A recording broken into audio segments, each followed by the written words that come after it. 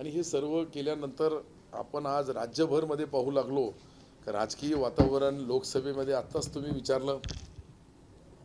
की लोकसभा जी आहे ती विधानसभा राहणार का, तर निश्चित नाही राहणार. विधानसभेमध्ये स्थानिक नेता कसा आहे, कार्यकर्ता कसा आहे, त्याचे कार्यकर्ते कसे, त्याचा संपर्क किती आहे, त्याचे संबंध किती आहे, त्यांनी किती लोकांना सुख दुःख लग्न कार्य चांगले पंचायत समिती जिल्हा परिषद MSCB दवाखाना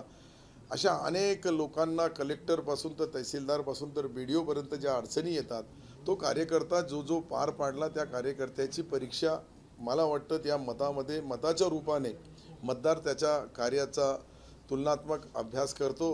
आणि त्यांनी कार्य केलं असेल तर पुढचा त्याचा तिकीट मुंबईला पाठवतो, नाही तर मग ज्याला ज्याला ज्या ज्या मतदारसंघात लढावं लागतं त्याला तिथेच थांबावं लागतं. अशी परिस्थिती मी माझ्या आयुष्यामध्ये 43 वर्षामध्ये अनेक वेळेस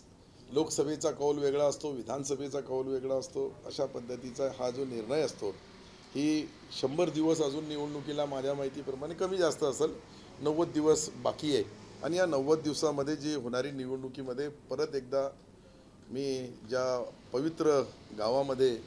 खरं म्हणजे पंढरपूरला आहे आणि या पंढरपूरमध्ये आम्ही विठ्ठलचरणी एकच प्रार्थना करू का पुढचे 5 वर्षासाठीही एकनाथ शिंदे साहेबच मुख्यमंत्री राहावं, हे मागण्यासाठी खरं म्हणजे आमच्या मनाला समाधान त्याच वेळेस होईल